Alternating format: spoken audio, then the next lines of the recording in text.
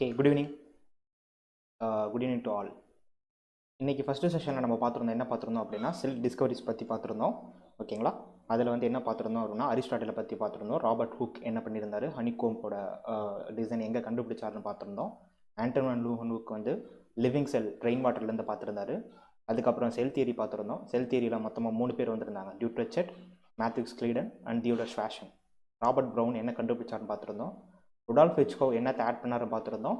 அடுத்த செல் தியரியை எந்த ஆர்கானிசம் ஃபாலோ பண்ணாது அப்படிங்கிறத பார்த்துருந்தோம். ரைட், இந்த செஷனோட கண்டினியூஷனாக இன்றைக்கி பார்க்க போகிறது என்னென்னா டைப்ஸ் ஆஃப் செல். நம்மளுக்கு எல்லாத்துக்கும் தெரியும் டைப் ஆஃப் செல் வந்து என்னென்னா 3 டைப் இருக்குது. மொத்தமாக ப்ரோகரியாட்டிக் ஒன்று, மீசோகரியாட்டிக் ஒன்று, யூகரியாட்டிக் ஒன்று.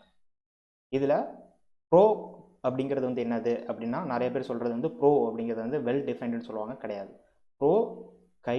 கரியோ அப்படின்னு சொல்லுவாங்க. ஓகேவா? ப்ரோகரியோ அப்படிங்கிறது வந்து ப்ரோங்கிறது வந்து ஸ்டார்டிங், கரியோ அப்படிங்கிறது வந்து செல், ஹெட்ஸ் அப்படிங்கிறது வந்து செல்லை பற்றி குறிக்கிறது. மீசோ மீன்ஸ் வந்து என்ன, மிடில்.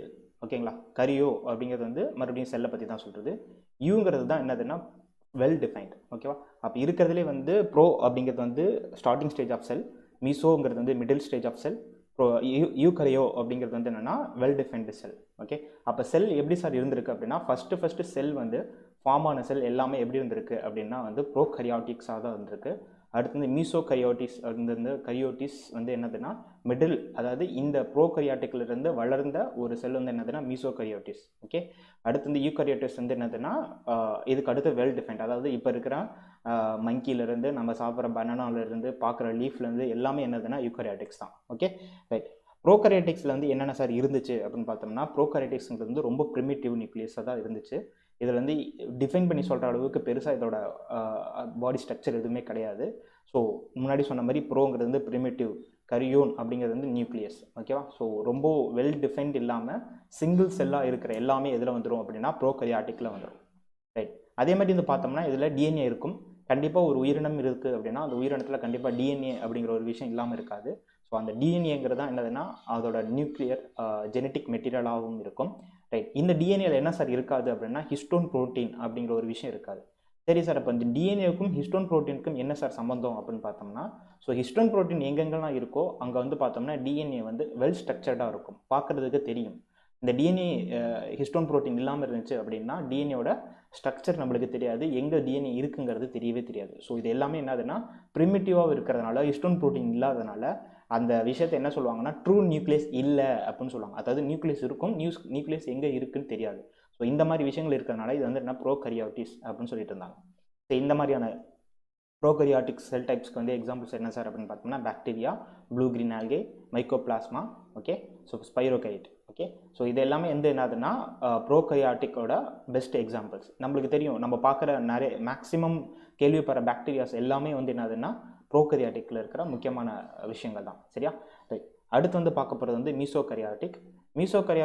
கரியோட்டிஸ் பார்த்தோம்னா ரெண்டுமே இருக்கும். அதாவது ப்ரோவில் இருக்கிற முக்கியமான கேரக்டரிஸ்டிக்ஸும் இங்கே இருக்கும், இதில் இருக்கிற யூகரியாட்டிக்கில் இருக்கிற முக்கியமான கேரக்டரிஸ்டிக்ஸும் என்ன இருக்குன்னா இங்கே தான் இருக்கும். ஓகே, அப்போ ப்ரோகரியாட்டிக் யூகரியாட்டிக் நடுவில் இருக்கிறதுனால மீசோகரியாட்டிக்கில் வந்து என்ன சார் இருக்கும் அப்படின்னு பார்த்தோம்னா கண்டிப்பாக இதுலேயும் வந்து வெல் டிஃபைன்டு ஆர்கனைஸ்டு நியூக்ளியஸ் இருக்கும். ஸோ நியூக்ளியஸ் அங்கே இல்லாமல் இருந்துச்சு, அதாவது நியூக்ளியஸ் இருக்கிற இடமே தெரியாமல் இருந்துச்சு. இங்கே வந்து நியூக்ளியஸ் வந்து நியூக்ளியர் மெம்பரைனுக்குள்ளே இருக்குது.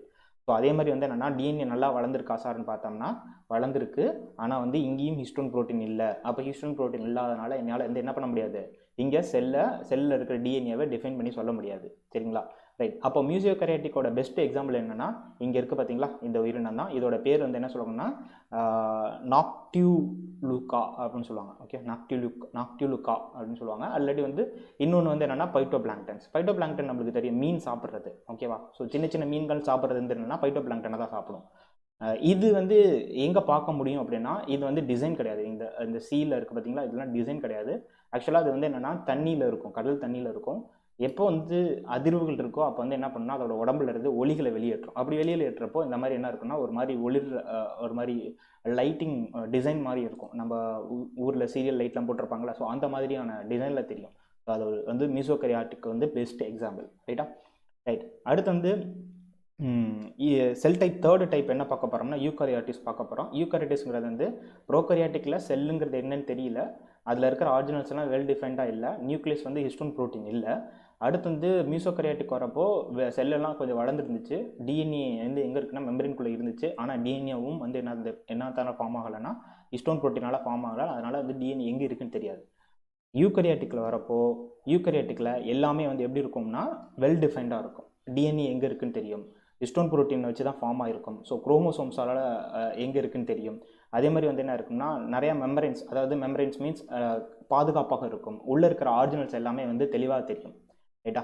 ரைட். அதே மாதிரி வந்து ஆர்ஜினல்ஸ் வந்து என்னென்னா எண்டோ சிம்பயாசிஸ் அந்த மூலமாக தான் வந்து என்ன இருக்கும்னா ஆர்ஜினல்ஸ் எல்லாம் வளர்ந்துருக்குன்னு சொல்லுவாங்க.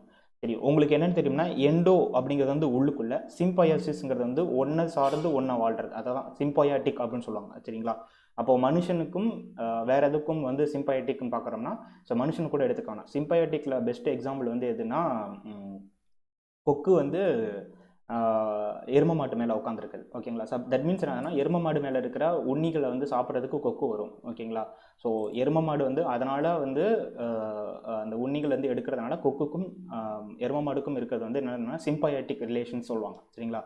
ரைட். அதே மாதிரி தான் என்ன சொல்லுவாங்கன்னா இப்போ இங்கே இருக்கிற ஆர்ஜினல்ஸ்லாம் எப்படி சார் வளர்ந்துருக்கும் அப்படின்னா ஒரு செல்லுக்குள்ளே இருந்து மட்டும்தான் வளர்ந்துருக்கும். தட் மீன்ஸ் அதுக்குள்ளே இருக்கிற விஷயங்களை எடுத்துக்கிட்டு மட்டும்தான் அது வளரும் அப்படின்னு சொல்லுவாங்க. சரிங்களா? ஸோ இது எல்லாத்தையுமே வந்து எக்ஸாம்பிள் வந்து என்னதுன்னா மைட்டோகாண்ட்ரியா, குளோரோபிளாஸ்ட். ஸோ இது எல்லாமே வந்து எப்படி இருக்கும்னா ஒரு செல்லுக்குள்ளே ஃபார்ம் ஆகிருக்கு அப்படின்னா அப்போ அது வந்து எண்டோ சிம்பயோசிஸ் மூலமாக மட்டும்தான் அது ஃபார்ம் ஆகிருக்கும் அப்படின்னு சொல்லி ஒரு தியரியே இருக்குது. ஸோ அதுதான் வந்து இங்கே டினோட் பண்ணுறாங்க. ரைட். ஓகே. யூகரியாட்டிக்கோட பெஸ்ட் எக்ஸாம்பிள்ஸ் வந்து சிப்பாயாச்சு, பார்க்குற ஃப்ளவர், நீங்கள் பார்க்குற தேனி, மஷ்ரூம்ஸ் எல்லாமே வந்து என்னதுன்னா யூகரியாட்டோட பெஸ்ட் எக்ஸாம்பிள். ஏன் மனுஷனை கூட எடுத்துக்காங்க, அவங்களும் வந்து என்னதுன்னா யூகரியாட்டோட பெஸ்ட் எக்ஸாம்பிள் தான். சரியா? ரைட். இந்த ஸ்லைடோட இந்த செஷனோட ஃபைனல் ஸ்லைடு. இது வந்து என்னதுன்னா ப்ரோகரியாட்டிக் யூகரியாட்டியோட டிஃப்ரென்ஸ் என்னன்னு பார்க்கணும். ஓகேங்களா? ரைட். இங்கே வந்து பார்த்தோம்னா ப்ரோகரியாட்டில் வந்து என்னென்னா நியூக்ளியஸ் இருக்கா சார் அப்படின்னா நியூக்ளியஸ்னு ஒரு விஷயம் கிடையாது. ஆனால் நியூக்ளியர் மெம்பரின்னு இருந்தால் மட்டும்தான் அது தெளிவாக தெரியும். அதான் இங்கே இல்லாததுனால அது அந்த மாதிரியான டிஃப்ரென்ஷியேட் பண்ணி பார்க்குற அளவுக்கான விஷயங்கள் இல்லாததுனால இது என்ன சொல்லிட்டாங்கன்னா ஆப்ஷன் சொல்லிட்டாங்க. அது யூகரியாட்டில் பார்க்குறப்போ நியூக்ளியஸ் வந்து என்ன இருக்குது வெல் டிஃபைன்டாக இருக்கனால அது ப்ரெசென்ட். ஓகே. ரைட். அதே மாதிரி வந்து என்னென்னா இங்கே வந்து ஆர்ஜினல்ஸ் எல்லாம் பார்த்தோம்னா ஆர்ஜினல்ஸ் எல்லாம் இல்லை. ஓகேங்களா? மெம்பரைன் இல்லை, அது அதை பாதுகாத்துக்கிறதுக்கான எந்த ஒரு விஷயமும் இல்லை. ஸோ அது ஆப்ஷன்ட்டாக இருக்குது. யூகரியாட்டில் பார்த்தோம்னா நம்மளுக்கு தேவையான மைட்டோகாண்ட்ரியாலேருந்து பிளாஸ்டிட்ஸ்லேருந்து பிளாஸ்மா மெம்பரைன்லேருந்து எல்லாமே வந்து என்ன யூகரியாட்டில் இருக்குது. ஸோ அதனால் இது வந்து ப்ரெசென்ட்டில் இருக்குது. ஓகேங்களா? செல் ஸ்ட்ரக்சர் பார்த்தோம்னா இது மேக்ஸிமம் இருக்கிறது வந்து யூனிசெல்லுலார் தான். அதாவது ஒரு சிங்கிள் செல் தான் இது வந்து என்னதுன்னா ப்ரோகரியாட்டிக். யூகரியாட்டிக் பார்த்தோம்னா வந்து என்னென்னா மேக்ஸிமம் மல்டி செல்லுலர், ஒரு சில இது மட்டும் என்னென்னா யூனிசெல்லுலரில் இருக்குது. சரிங்களா? ரைட். செல் சைஸ் பார்த்தோம்னா ரொம்ப ரொம்ப சின்னது. இது வளர்ந்தது ஏன்னா இங்கே இருக்கிற ஆர்ஜினல்ஸ்லாம் ப்ரெசென்ட்டில் இருக்குல்ல. ஸோ அதனால் அதோட உருவம் பார்த்தோம்னா கொஞ்சம் பெருசாக தெரியும். நம்ம கண்ணுக்கு தெரியாது, பார்க்குறப்போ மைக்ரோஸ்கோப்பில் வச்சு பார்க்குறப்போ கொஞ்சம் பெருசாக தெரியும். ரைட்டா?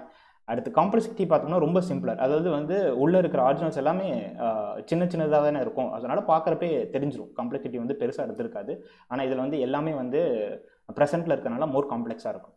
அடுத்து டிஎன்ஏ ஃபார்ம் வந்து சர்க்குலர்னு சொல்லுவாங்க. சர்க்குலர்னா இங்கே பிக்சர் போட்டிருக்கேன் பார்த்தீங்களா? ஸோ இதோட டிஎன்ஏவோட இதுக்கு வந்து என்னது எண்டும் கிடையாது, ஆரிஜின் கிடையாது. சரி, அது வந்து சுற்றி ஒரு வளையல் மாதிரி ஃபார்ம் ஆகிருக்கும்.